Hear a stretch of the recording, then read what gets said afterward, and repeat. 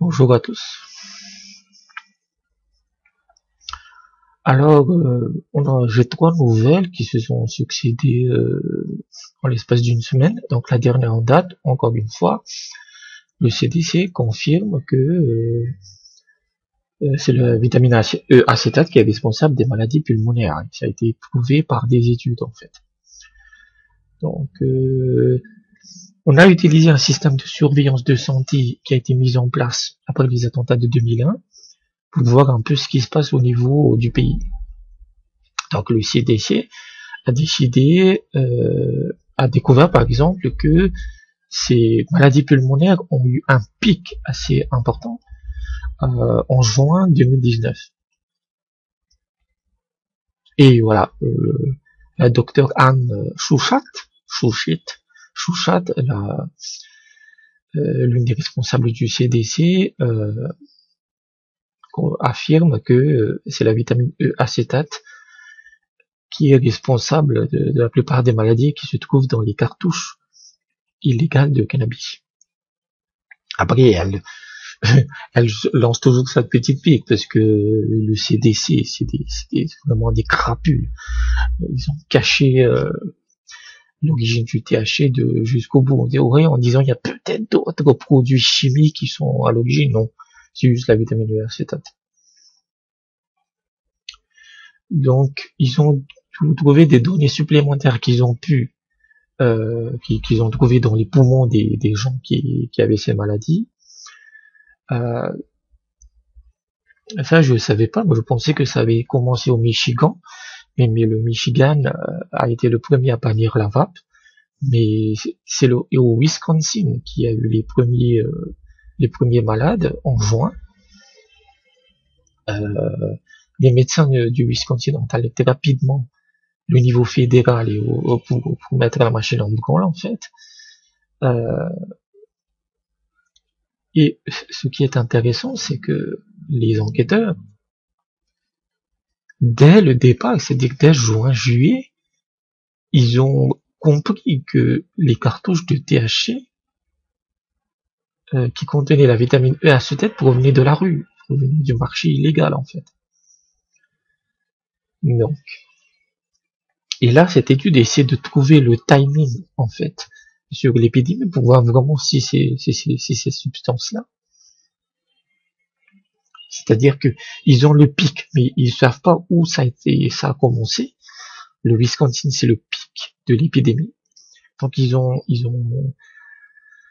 utilisé les données de ce système de surveillance dont je parlais tout à l'heure, qui provient de plus de 3200 salles d'urgence, des urgences des hôpitaux de la plupart des États. Et ça, c'est intéressant. Ils ont vu une récente visite, une augmentation des visites aux urgences de la part de gens rapportant ce type de problème, en fait, dès janvier 2017. Janvier 2017, ça fait 2 ans que cette merde est aux États-Unis. Qu'est-ce qu'ils foutent, les mecs? C'est fou, en fait. Il faut qu'il y ait 1000 morts pour qu'on se bouge le cul, en fait. Des 10 ou même 15 cas, ils auraient dû... Ces visites n'étaient pas forcément liées aux blessures pulmonaires, aux dommages pulmonaires, mais ils auraient dû regarder un peu plus.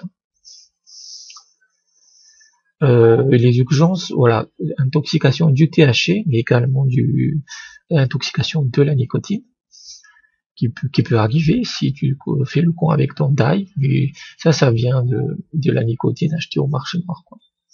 Ensuite, en utilisant ces données, ces chercheurs ont réduit l'échantillon de l'âge au-dessous de 35 ans. Et au-dessus de 35 ans, ils ont détecté un fort pic en juin 2019, donc lié au cas de Wisconsin. Et en fait, pourquoi je pense que le CDC est anti-vape par nature. Donc, ils veulent dire, en fait, ils ont réduit la tranche d'âge pour dire, regardez, la vape est principalement pratiquée par les jeunes. Le nombre de cas a augmenté de juin à septembre, Et dès août-septembre, on savait déjà dans le public. Nous, on n'est pas au CDC, on est nulle part en fait, mais les cliniques individuelles, les hôpitaux ont publié des rapports. Et, il y a un problème avec la caméra. Bon, c'est une caméra bon marché. Donc, si ça coupe, c'est pas grave, la voix sera toujours là. Dès août-septembre, on avait déjà la source du problème. Et le CDC n'a rien dit. Et j'avais dit la dernière fois dans une vidéo que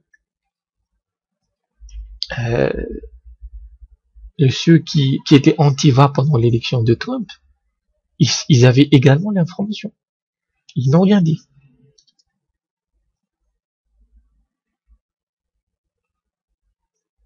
Donc voilà.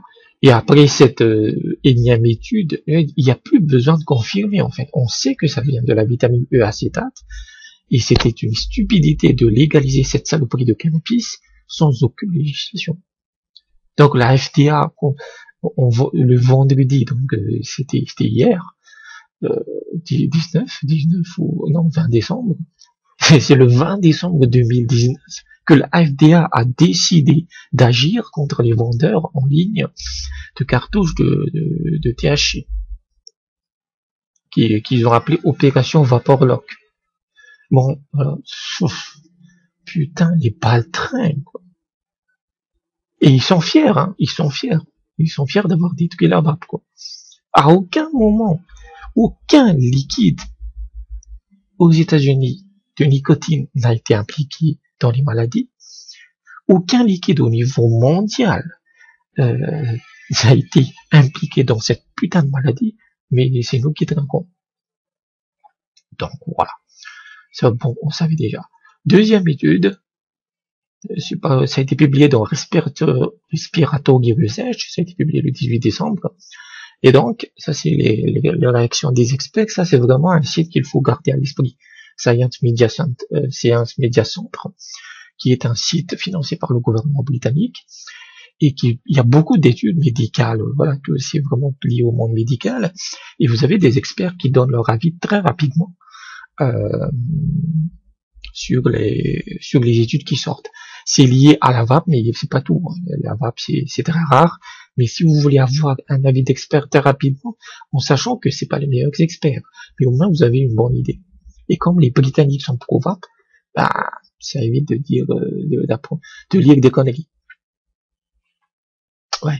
Donc, cette étude, je la mets parce que c'est amusant, et je l'avais dit dans l'étude des maladies cardiaques, c'est que jamais vous pouvez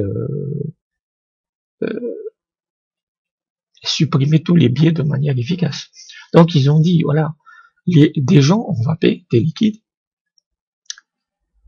Non, même pas des gens, des mythes. Ouais, vous savez les saloperies de mythes là, les espèces de papillons, c'est des pseudo-papillons. Attendez des minutes.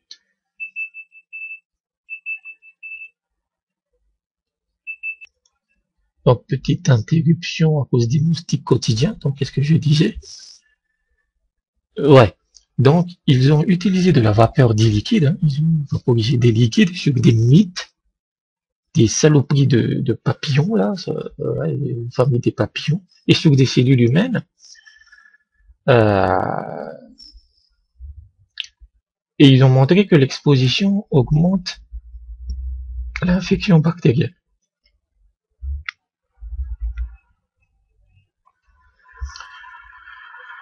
Bon, pourquoi c'est de la merde? Parce qu'il faut que ce soit extrapolé sur les êtres humains. Et pourquoi ils ne l'ont pas fait directement? Parce qu'ils n'ont rien trouvé. C'est ce qu'on appelle une fraude.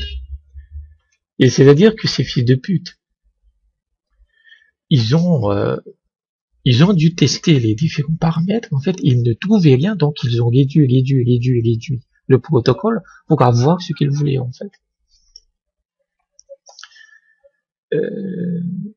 Donc, voilà, cette étude suggère que les vapoteurs pourraient avoir un risque de une augmentation des risques des infections respiratoires, mais c'est le cas sur le tabagisme.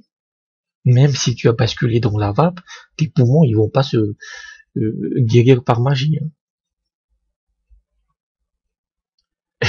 Les enquêteurs, donc les chercheurs, ont étudié l'infection chez les mythes. Donc oui, quand les mythes, ben, on aura une étude à leur présenter. Si une mythe vient vous voir et qu'elle veut vaper sur un Crohn 4, eh ben on lui dira mais attention, hein.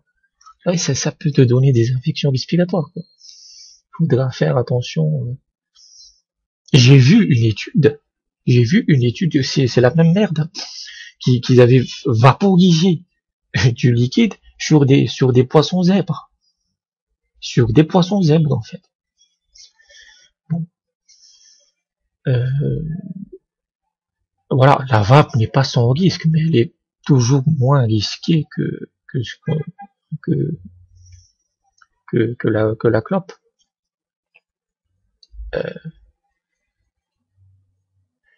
Ce qui est important, c'est que ce chercheur-là, le docteur Nick Hopkinson, d'autres essais cliniques, et cette fois c'était des essais cliniques, avec des gens qui ont vapé, quand ils ont basculé de la clope vers la vape, ça a été associé avec une réduction des infections pulmonaires.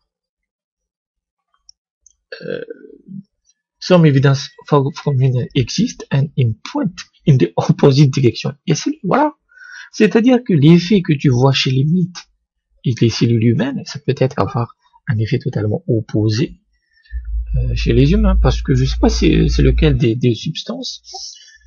Là, c'est le propylène glycol ou la glycérine végétale. Je pense que c'est la glycérine végétale, je sais pas, qui est un puissant agent antibactérien. Je veux dire, c'est même l'une des substances antibactériennes les plus puissantes qui existent. Donc, comment une bactérie pourrait survivre là-dedans. Donc, ce chercheur-là, Peter Hayek, qui est souvent cité dans les ProVap, que les vapoteurs pourraient même être protégés des infections respiratoires. Voilà. Donc, bon. Voilà, ça c'est vraiment une fraude. Cette étude n'aurait jamais dû être publiée.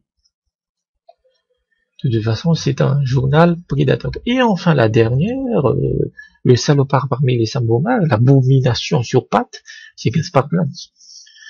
Donc, c'est une crapule de la pire espèce. Et je pense que ce fils de pute, ce crétin, alors je vais encore me faire bannir de YouTube pour ensuite, ce crétin, il savait que le CDC allait publier des études, la première dont j'ai cité par rapport à la vitamine E acétate, il s'est dépêché de publier une autre étude. En gros, qu'est-ce qu'il dit? C'est que l'utilisation de la cigarette électronique à court terme provoque des maladies respiratoires, genre le BPCO, ce genre de truc. Et c'est là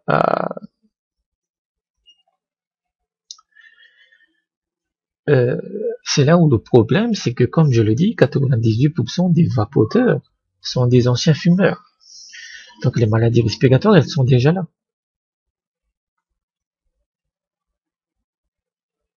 C'est ce que Siegel dit, en fait. C'est que vous pouvez pas contrôler uniquement l'effet de la vape sur quelqu'un qui a 10 ans de passif tabagique. Et le tabagisme provoque des maladies pulmonaires, des infections respiratoires. Le BPCO, c'est 90% des cas. Donc, et là, ce Gaspard Glantz, il ose nous dire, là, en face, oui, si vous vapez, en 3 ans, vous aurez le BPCO. Donc, il faudrait qu'on m'explique comment quelqu'un qui commence à fumer, il lui faut 20 à 30 ans pour développer le BPCO. C'est juste impossible.